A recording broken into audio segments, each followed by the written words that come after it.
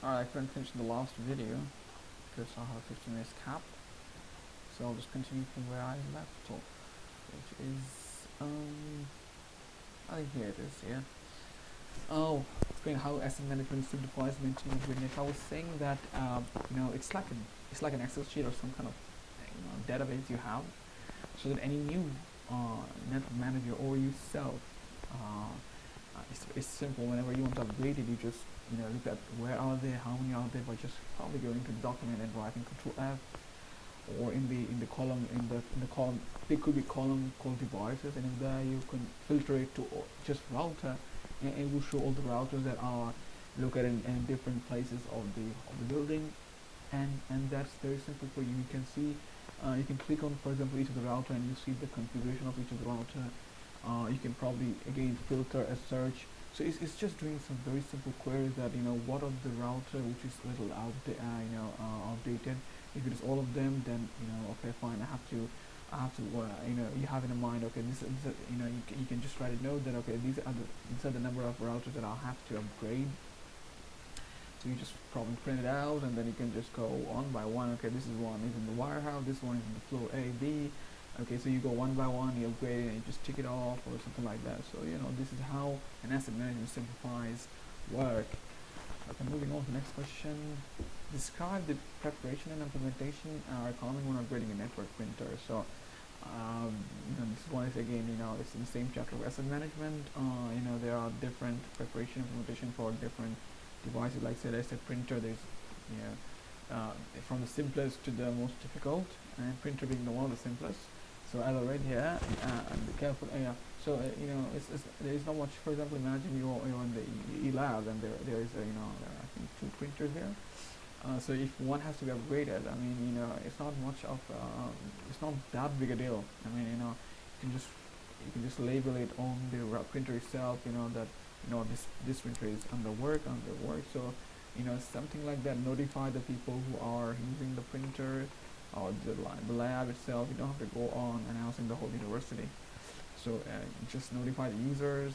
Read the instruction. It can. I mean, it can be as obvious as reading the instructions manual well, understanding it, and there is no need to stop one part of the network. I mean, basically, network aspect wise, we don't have to worry that much. Just get the printer probably at night or some point of time. Just plug it off, the old one, plug it in the new one, do some installation, and what that will do is that the rest of the network won't be much affected. So we have the next question, which is describe the preparation and implementation requirements when upgrading hub. Now that is a little bit more complicated than the printer. Obviously, hubs are like something that connects network, that builds network. That if you have a network, I mean, hubs are something that can increase the size of the network.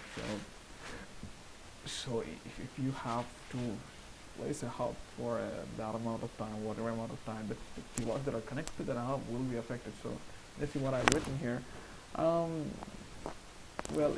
So if you're about to upgrade a hub, so again, let the users know of that network. For example, if it's just one replicated hub, is only focus about just a room or something like that. Access point is basically the wireless router. So if you're gonna take it off for a while, so people, and there can be multiple more than one access point. So they got one of them might not affect it that well, but still it's a good idea to let the users know. So and it's important that when we I'm sure everybody has some idea of DHCP. For example, when you do subnetting, we have a range of IP addresses for every VLAN. So what it's trying to say is that when you're upgrading hub, obviously it could be either because the hub is not working, or it could be just you want to expand your network. So when you're thinking about expanding network, just it's very important that you know that okay, if I'm adding another 30 users, do I have that 30 IP addresses reserved or not in use, redundant for that VLAN? So yeah, that's what it's saying. finally, the last one is explain how to provide a way to reverse hardware breaks. So yeah, a lot of time happens, you upgrade a new router or something like that, some really fancy router, um, or not even just fancy, a basic router because the old one is not working, or something like that. So, well, the answer is not. It's not talking about, okay, well, how do I? We don't.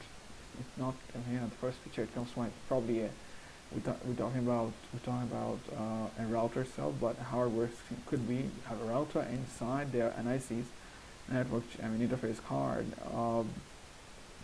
So a hardware could be that you replace the NIC, the old NIC with the new NIC, right? So sometimes when you get the new NIC, there are a few things to keep in mind. For example, keep the old NIC safe somewhere and use nearby so that you can access it in case the new NIC it doesn't work or something happens. It's always important to back up and keep it for some time, not just 1 day, 2 days. So keep it for some time. So that will be the last question to answer. Yep. Thank you for listening.